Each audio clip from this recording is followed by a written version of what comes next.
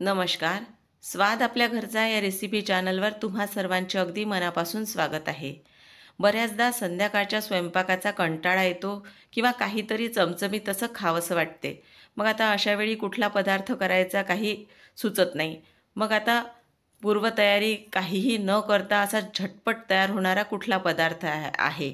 तर आज मी तुमच्यासाठी असाच एक झटपट तयार होणारी रेसिपी तुमच्यासाठी घेऊन आलेली आहे. अगदी सहजपणे तयार होणारी आणि काहीही पूर्वतयारी न करता तयार होणारी ही रेसिपी आहे. तर आज आपण करणार आहोत काशीफळाच्या पुऱ्या. अगदी सहजपणे तयार होतात आणि काहीही वेळ न लागता. तर आता आपण रेसिपीला वेळ न करता लगेचच सुरुवात करूया. इथे बघा मी 1 पाव एवढं काशीफळ वापरलेलं आहे. आता काशीफळाचा वरचा भाग छान असा आपल्याला चाकूने काढून घ्यायचा आणि जो मागचा रखरखीत असा भाग आहे तो सुद्धा आपल्याला एका चाकूने काढून घ्यायचा आहे. अगदी सहजपणे हा भाग काशीफळाचा वेगळा होतो. कारण आपल्याला याचा जो मधातला भाग आहे तोच वापरायचा आहे. त्यामुळे मागचा हा रखरखीत भाग पूर्ण काढून घ्यायचा आहे. बघा अशा पद्धतीने हे काशीफळ आपल्याला तयार करायचं आहे. आणि आता तुम्ही बऱ्याचदा कुकरमध्ये वाफवून किंवा खिसणीवर खिसून अशा पद्धतीने हे काशीफळाच्या रेसिपी बघितल्या असाल. पण आज अगदी मी तुमच्यासाठी सोपी पद्धत तुम्हाला सांगणार आहे.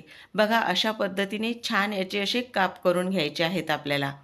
अगदी सहजपणे हे काप तयार होतात. आणि आता हे तयार केलेले काप तुम्ही स्वच्छ असे धुवून घ्यायचे, कारण याला काही कचरा किंवा माती लागलेली असेल तर ते स्वच्छ होऊन जाते. आणि नंतर मग आता तुम्ही हे तयार केलेले काप एका मिक्सरच्या भांड्यामध्ये टाकून घ्यायचे. बघा आता मी स्वच्छ असे हे धुवून घेतल्यानंतर एका मिक्सरच्या भांड्यामध्ये टाकलेले आहेत. आणि आता इथं आपण हे बारीक करणार आहोत. फक्त आपल्याला अगदी अर्धी वाटी एवढंच पाणी वापरायचं आहे. अगदी सहजपणे ही याची पेस्ट तयार होते आणि अगदी बारीक अशी ही पेस्ट आपल्याला तयार करायची आहे. आता तयार केलेली पेस्ट एका भांड्यात आपण काढून घेणार आहोत. आणि आता यामध्ये काही बेसिक असेच मसाले आपण इथं वापरणार आहोत. तर बघा आता मी इथं 3 ते 4 हिरव्या मिरच्या, 3 ते 4 लसूण पाकळ्या आणि कोथिंबीर वापरलेली आहे व एक लहान आल्याचा तुकडा वापरलेला आहे. ही तयार केलेली पेस्ट मी 1 चमचाभर यामध्ये घातलेली आहे. लहान पाव चमचा एवढी हळद इथं आपल्याला वापरायची आहे आणि अर्धा चमचा एवढी धनेपूड मी इथं वापरलेली आहे. आपण गरम मसाल्याचा इथं वापर करणार नाही आहोत. आणि यामध्ये साबूत जिरं आपण लहान अर्धा चमचा एवढं वापरणार आहोत. आता इथं जे तीळ आहेत ते कच्चे तीळ पोहे खाण्याचे 1.5 चम्मच इतके मी वापरलेले आहेत. आणि बडीशोप जी आहे ती पोहे खाण्याचा 1 चमचा एवढी मी इथं वापरलेली आहे. तीळ आणि सोप ही आपण कच्चंच वापरलेलं आहे. आणि अर्धा चमचा एवढी जिरेपूड वापरलेली आहे. बारीक कापून घेतलेली अशी कोथिंबीर आपल्याला वापरायची आहे. आणि चवीप्रमाणे आपण मीठ वापरणार आहोत.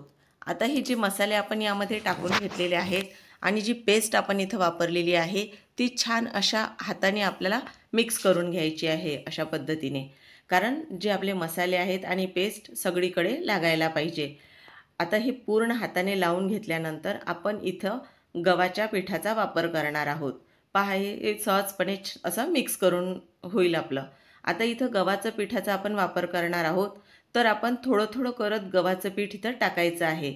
तुम्ही एकदमही पीठ यामध्ये टाकायची घाई करायची नाही, कारण आपण यामध्ये जर गव्हाचं पीठ जास्त टाकलं तर पुऱ्यांना मसाल्यांची चवही येणार नाही. आणि जर तुम्ही जास्तही पातळ असं केलं तर पुऱ्या आपल्या तेलकट होऊ शकतात. आता मी यामध्ये अजून थोडं पीठ टाकून घेणार आहे. हे मी थोडं थोडं करत यामध्ये गव्हाचं पीठ टाकत आहे. बघा अशा पद्धतीने जशी आपण कणिक मळून घेतो तशा पद्धतीने आपल्याला हे छान असं मळून घ्यायचं आहे. आता यामध्ये मला अजूनही थोड्या पिठाची आवश्यकता वाटत आहे. तर मी यामध्ये राहिलेलं पीठ आहे गव्हाचं ते टाकणार आहे. म्हणजे इथं मला टोटल 1 वाटी एवढं गव्हाचं पीठ लागलेलं आहे. बघा हे अशा पद्धतीने आपला हा कणिक मळतो तसा हा गोळा तयार झालेला आहे. आता तयार झालेल्या गोळ्याला वरून थोडा तेलाचा हात आपल्याला लावून घ्यायचा आहे. आणि अगदी 5 मिनिटानंतरच आपण ही पुरी तळायला घेऊ शकतो. बघा हे ज्याप्रमाणे आपण कणिक मळून घेतो तशाच पद्धतीचीही मी मळून घेतलेली आहे. किंवा त्यापेक्षा थोडीशी सैल असली तरीही चालेल, पण अतिशयही घट्ट करू नका किंवा जास्तही पातळ करू नका. आता बघा ह्या पुरी आपण सहजपणे लाटायला घेऊ शकतो. आता थोड्या गोळा घेऊन आपण जे गव्हाचं पीठ आहे त्यामध्ये बुडवून घेतलेलं आहे किंवा तुम्ही तेलाचाही वापर करू शकता आणि सहजपणेही लाटल्या जात आहे. आता तयार केलेली पुरी आपण तळून घेणार आहोत. अशा पद्धतीने ही लाटून घ्यायची आहे आणि जास्तही जाडसर नाही किंवा पातळ नाही, अशी मध्यम साईजची आपल्याला ही पुरी लाटायची आहे. तेल छान असं कडकडीत गरम करून घ्यायचं आणि पुरी टाकल्यानंतर गॅसची फ्लेम मीडियम करायची.